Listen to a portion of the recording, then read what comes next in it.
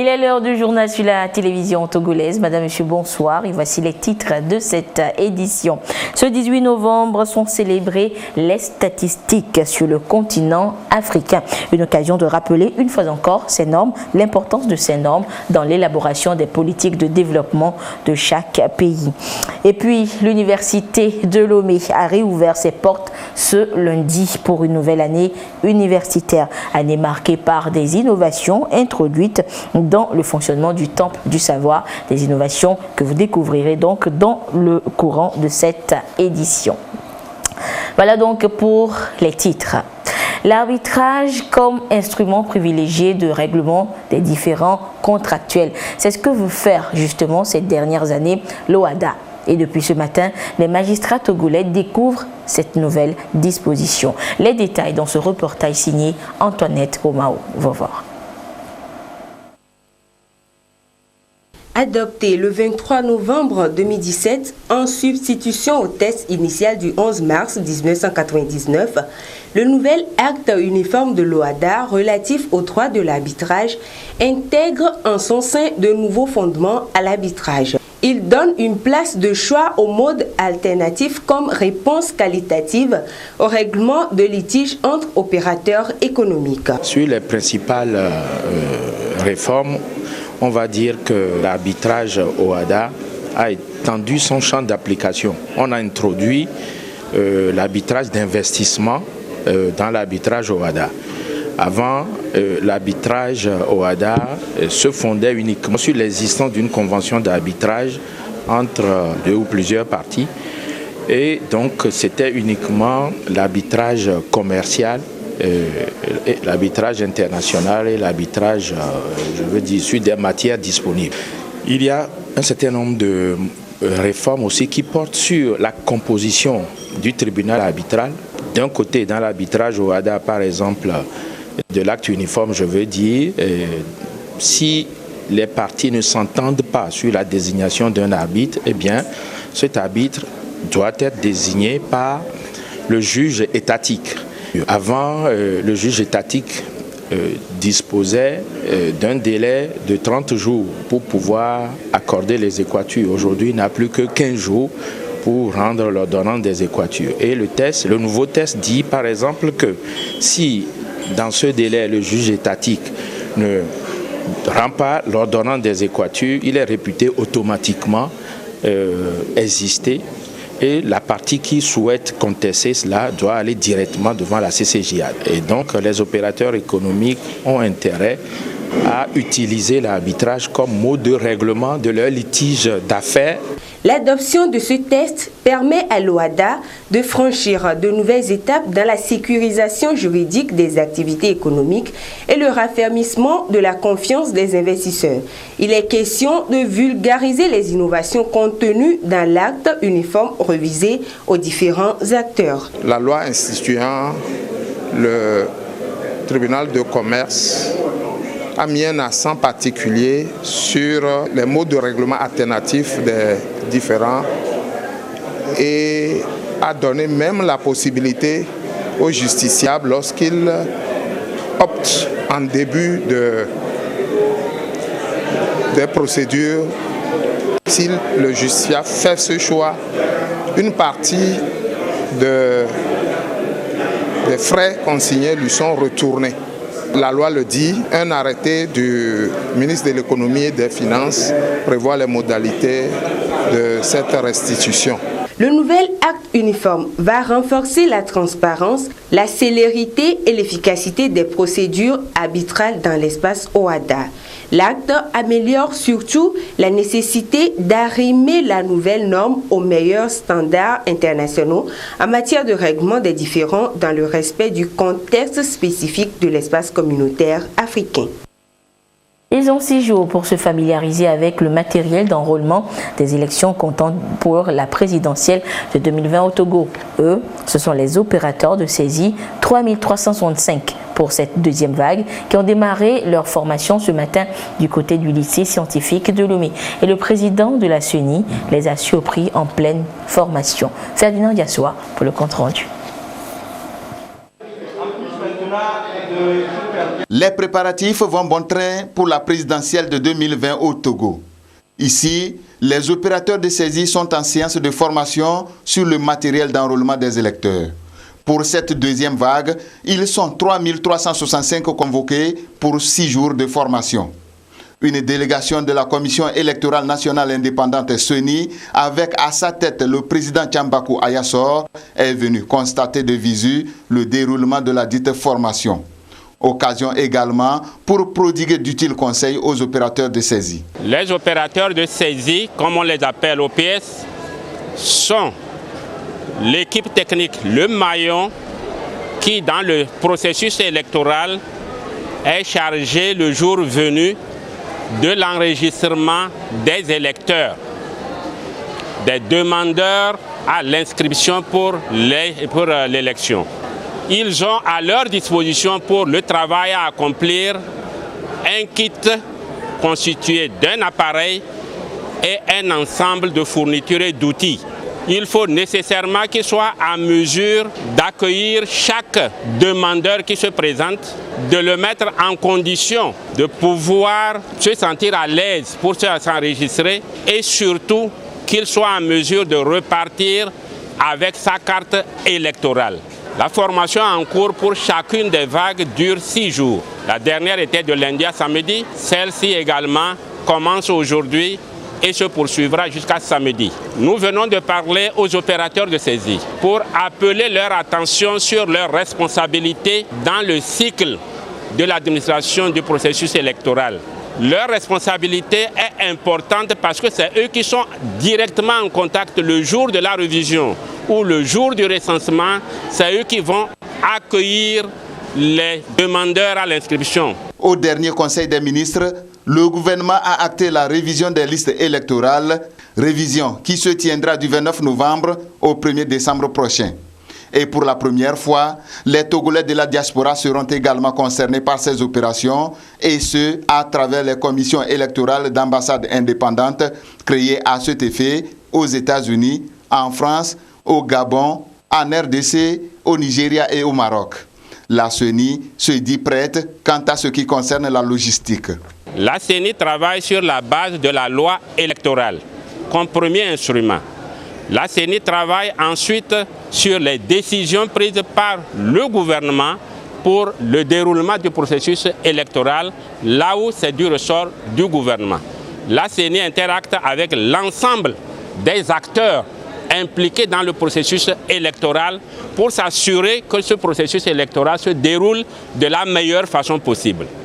Aujourd'hui, nous avons engagé un ensemble d'activités pour aller vers le prochain scrutin. C'est le déroulement d'activités techniques que la CENI se doit d'organiser, d'administrer pour que le processus vers le devant puisse se dérouler normalement. Nous avons procédé dans un premier temps à la révision du matériel qui a été soit acquis nouvellement. En plus de ce matériel, l'ensemble des matériels qui ont été utilisés par le passé ont été remis à niveau en termes opérationnels.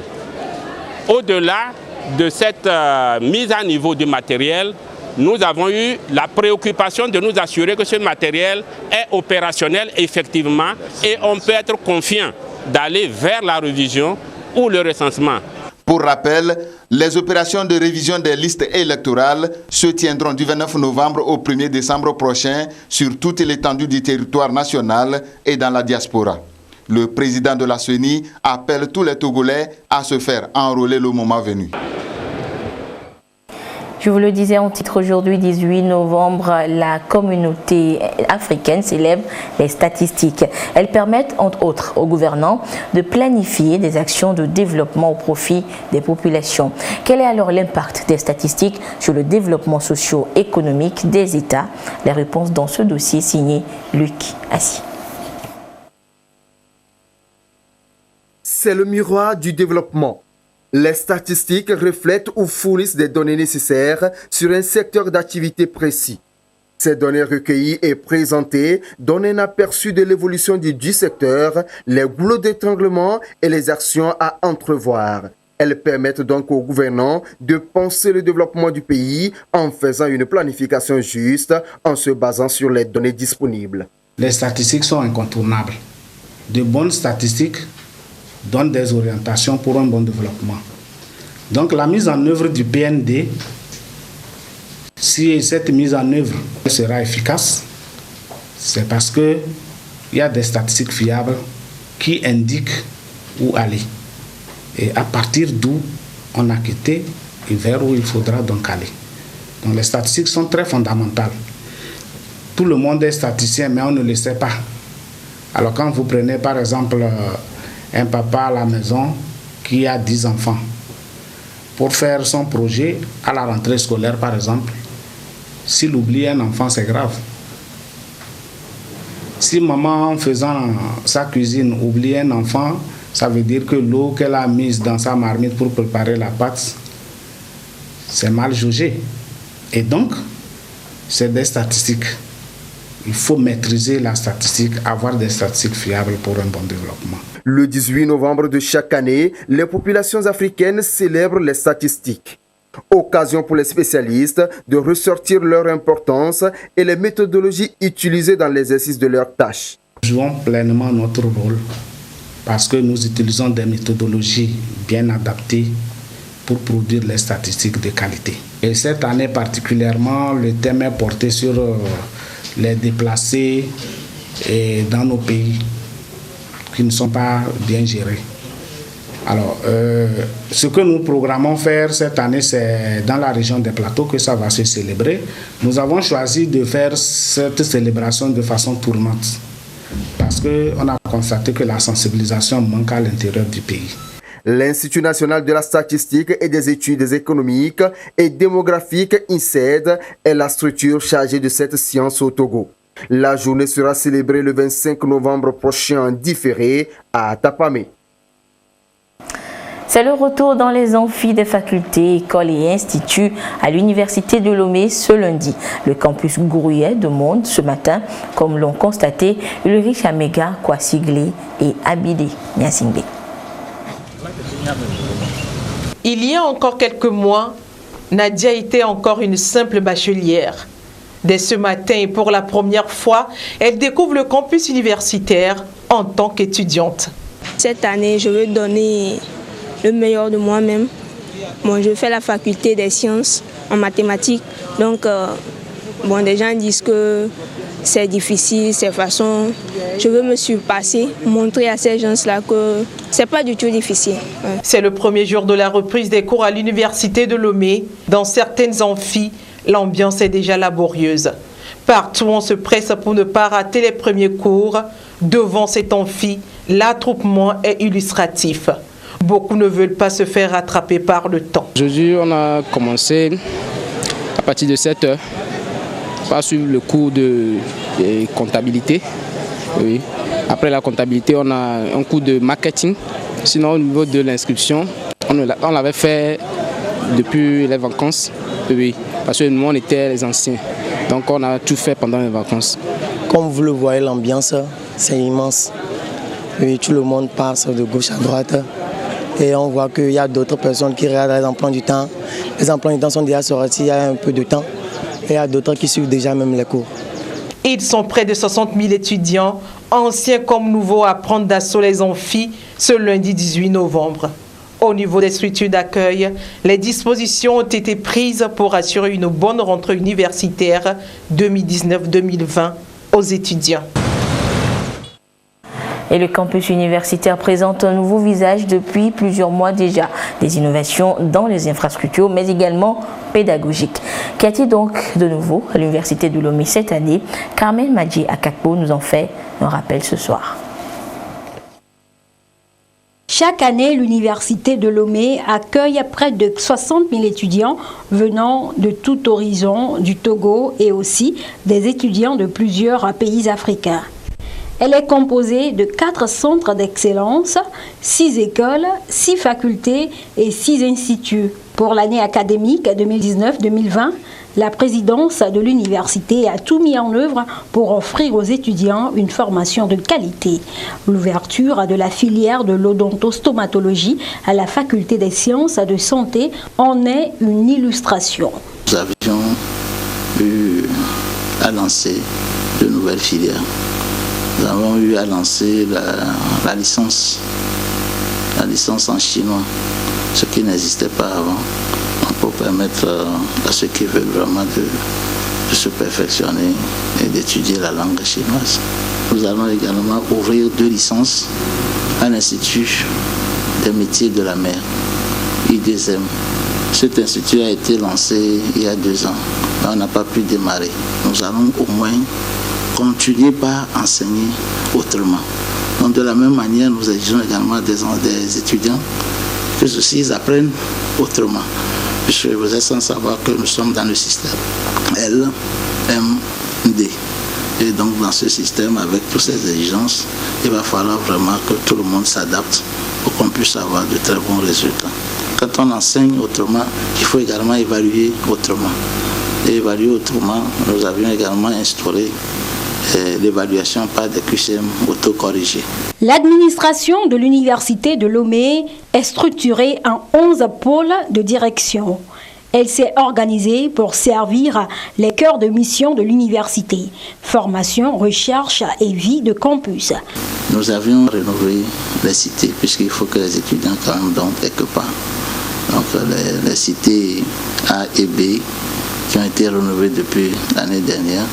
Mais cette année, nous avons pris sur nous également de rénover les cités D, E et F. Nous avions commencé également par élever notre bloc polyvalent à R+1. Donc tout ça pour avoir la capacité d'accueil pour les cours. On est prêt parce que nous avions fait d'abord la rentrée administrative qui a eu lieu depuis le 30 septembre. Nous avions quand même installé des points Wi-Fi. Les TIC dont nous parlons, donc ces TIC-là sont également, c'est un outil que nos enseignants utilisent aujourd'hui pour faire leur cours. Donc on abandonne de plus en plus la craie au tableau, que chaque enseignant maintenant est muni donc d'un vidéoprojecteur et fait donc son cours de façon numérique. Au plan pédagogique, l'université de Lomé ambitionne d'être une référence en Afrique. L'institution met tout en œuvre pour offrir aux étudiants des champs disciplinaires et des formations innovantes, attractives et cohérentes. La troisième édition de la semaine de l'inclusion a été officiellement lancée ce matin au siège de la BCEAO à Dakar au Sénégal. La semaine a été retransmise en direct par vidéoconférence et suivie par les acteurs du monde financier dans les 8 pays membres de l'UEMOA. Le point avec Carmen Madji à Kako. La révolution du digital s'impose comme un véritable atout pour les banques aujourd'hui. Tant les opportunités sont nombreuses et tant les collaborations avec les acteurs de l'écosystème prennent tout leur sens. C'est pourquoi la Banque centrale des États de l'Afrique de l'Ouest, BCEAO, veut mettre le digital au service de l'inclusion financière dans l'espace communautaire. À cette deuxième édition de l'inclusion financière, les parties prenantes vont échanger sur les enjeux et défis du digital pour le secteur financier de l'UEMOA. La révolution numérique que nous vivons aujourd'hui impacte structurellement les comportements des usagers des services financiers sous l'influence des facteurs combinés de la réglementation et des évolutions des modèles d'affaires qui sont mis en œuvre. Les administrations et les institutions financières sont donc appelées à intégrer ces innovations au niveau de leur processus afin de mieux répondre aux besoins d'une clientèle dont le mode de consommation a connu de profondes mutations. C'est par vidéoconférence que les acteurs du monde financier togolais ont suivi la cérémonie d'ouverture de la manifestation depuis Dakar au Sénégal.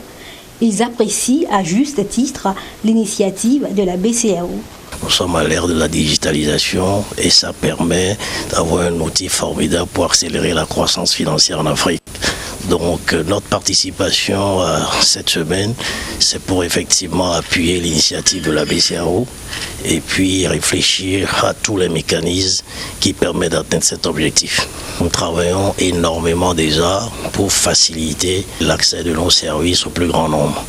La première chose, c'est nous-mêmes d'abord. Parce qu'il y a un saut qu'il faut faire dans nos têtes. Un changement de culture qu'il faut faire. Parce que la chose est nouvelle, il faut sauter le pas dans nos propres têtes. Et la deuxième chose que nous faisons, c'est travailler à installer de l'éducation financière sur ces nouveaux produits et services. L'éducation financière. Mais la troisième chose, nous commençons par mettre en place des produits et services que les gens peuvent obtenir à travers leur téléphone portable.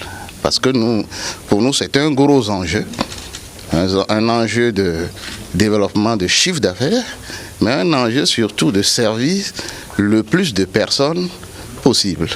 Pendant une semaine entière, banquiers, émetteurs de monnaie électronique et opérateurs de télécommunications, entre autres, seront mieux outillés pour effectivement mettre les nouvelles technologies au service de l'inclusion financière pour le bien des populations de l'espace communautaire. Une nouvelle mini-centrale solaire vient d'être installée du côté de Sogo-Sito, d'une capacité de 3500 ampères pouvant électrifier plusieurs ménages. La mini-centrale vient ainsi contribuer à relever les défis liés à l'électrification, ceci en utilisant des systèmes d'énergie solaire abordables et innovants. Et c'est une initiative privée. Quel est alors l'apport du secteur privé, la contribution du secteur privé pour relever les défis énergétique au Togo? C'est un dossier signé Ulrich Amega et présenté par Luc Assi. De l'énergie à tous les ménages à travers le territoire national, le gouvernement s'y emploie. De plus en plus, des programmes et projets énergétiques sont mis en œuvre pour atteindre l'objectif d'ici à 2030. Si le projet présidentiel CISO en est une référence, d'autres initiatives viennent conforter cette vision. C'est le cas par exemple ici avec cette mini-centrale solaire de 30 kW avec une capacité de stockage de 3500 ampères capable d'électrifier plus de 20 ménages. Son installation est ici officialisée au siège de Kia Group à Sogo-Sito. Le but est de promouvoir l'utilisation des mini-réseaux dans le contexte de la mise en œuvre du projet CRDENA au Togo.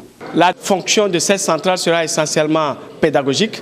La deuxième fonction de cette centrale sera essentiellement pour les activités de recherche et développement parce que nous voulons expérimenter des idées nouvelles à partir de cette mini-centrale solaire. L'électrification et la fourniture d'une énergie fiable et propre font partie des principaux facteurs de développement en Afrique de l'Ouest. L'installation de cette centrale vient soutenir les initiatives du gouvernement. Dans le grand projet CISO du gouvernement, il y a à peu près 317 mini-centrales solaires qui sont lancées en termes de projet. Et il y a des mini-kits solaires, il y a des pompages solaires. Et donc, cette centrale va servir pour former des jeunes techniciens togolais et même de la sous-région sur ces futurs systèmes qui vont venir. Donc, nous sommes un peu en avant-gardiste de tout ce que le gouvernement togolais prépare en termes de politique énergétique. Kia Energy Group est installé au Togo depuis 2015. À ce jour, 3026 techniciens sont issus de ce centre. Le groupe compte mettre son expertise au profit de la population et ainsi contribuer à l'accessibilité de l'énergie pour tous. Le plan international Togo dans son projet, donc son programme allant de 2019 à 2023, son projet fait objet de partage avec les partenaires de l'organisation du côté de la région des Savanes. Il s'agit pour l'organisation justement de communiquer sur cette nouvelle stratégie en vue d'obtenir le soutien de ses partenaires locaux pour sa mise en œuvre réussie dans la dite région. Le compte rendu depuis Dapan de Tchazena Baga. Le nouvel outil de pilotage des activités de plan international Togo, objet de partage au cours de ces assises, repose sur 3 piliers essentiels. Le droit à la santé sexuelle et reproductive des jeunes et adolescents, l'employabilité des jeunes et l'autonomisation économique, puis le développement et soins de la petite enfance. Ces axes prioritaires sont consolidés par des orientations transversales qui portent sur la sauvegarde et la protection de l'enfant, l'eau, l'hygiène et l'assainissement, ainsi que la réduction des risques de catastrophes. Dans cette nouvelle stratégie pays, Plan International se lance un défi en faveur de la jeune fille. À travers cette nouvelle stratégie pays, nous voulons que 500 000 filles au niveau du Togo, dans ces 5 ans-là, de 2019 à 2023, puissent apprendre, diriger, décider et s'épanouir.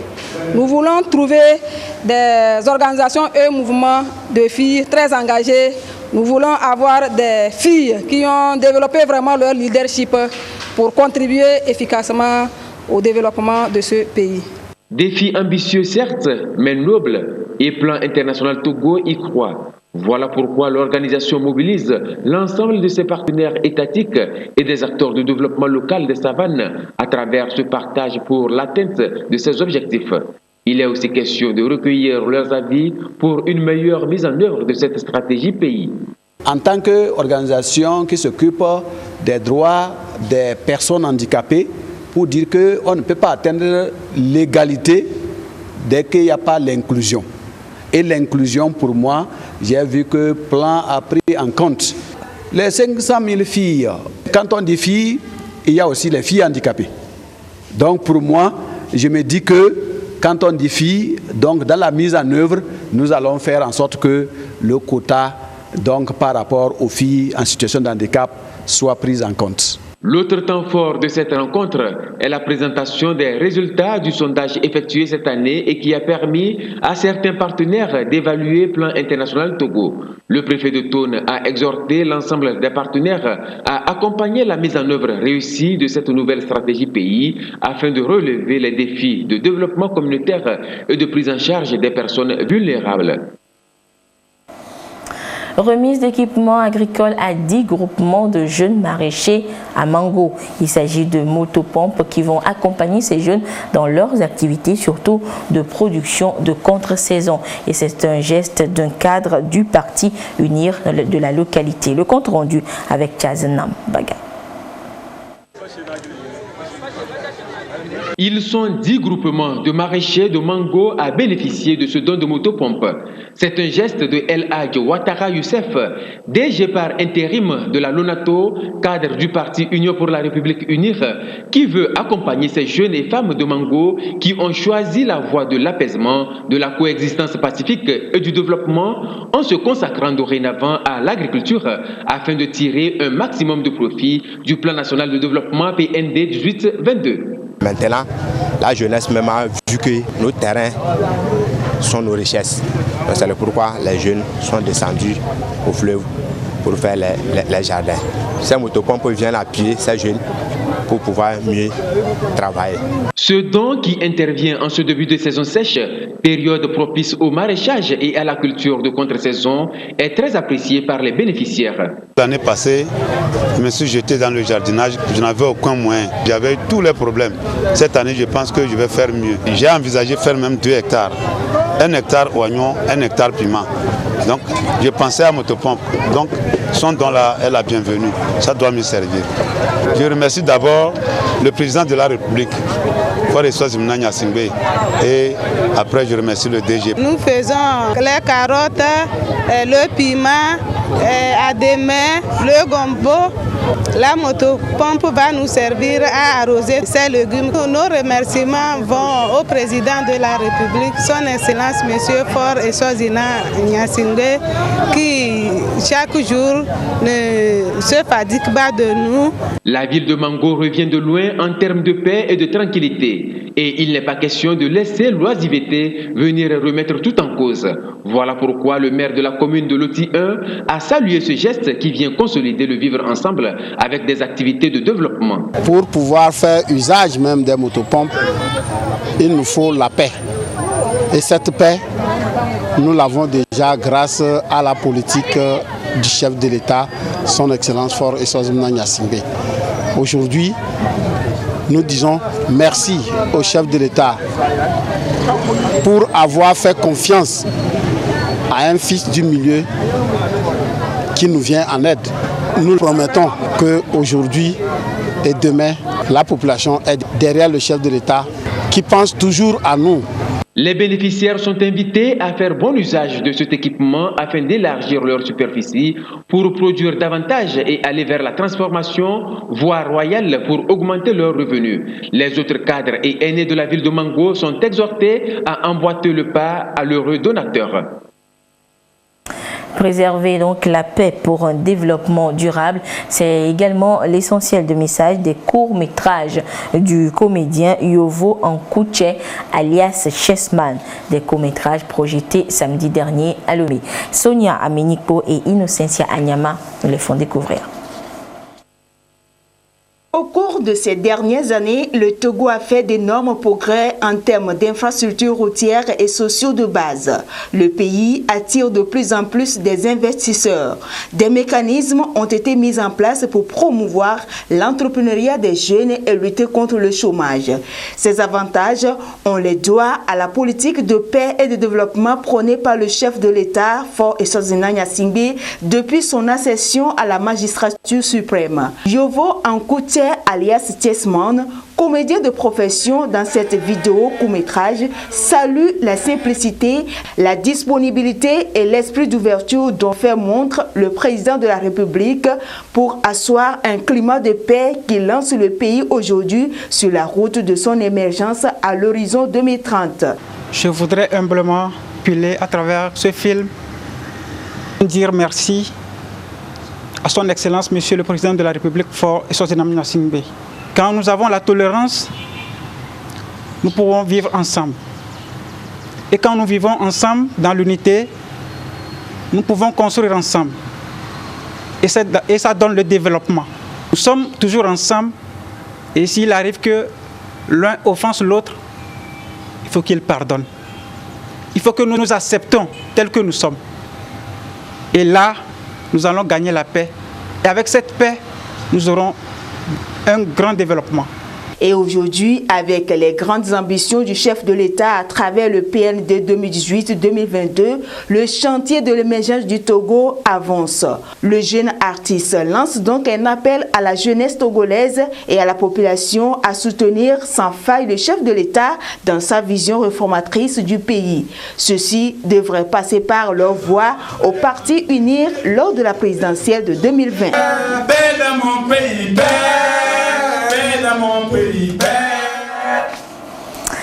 Et dans un communiqué, le président de la HAC porte à la connaissance du public suite à l'appel d'offre numéro 01/HAC/19/P du 13 août 2019. Le président donc informe les soumissionnaires qu'après analyse et évaluation des dossiers, seules les soumissions conformes sont dressées dans le tableau à consulter dans le quotidien national Togo Presse. Les soumissionnaires qui ont obtenu au moins 60 sur 80 sont retenus et seront soumis à une audition qui aura lieu les 20 et 21 novembre 2019. Et c'est sur ce communiqué donc du président de la Haute Autorité de l'Audiovisuel et de la Communication HAC que se referme cette édition. Merci de votre fidélité à la télévision togolaise. Merci à tous ceux qui nous ont suivis, notamment du côté de Pagoуда dans la Bina. Au revoir.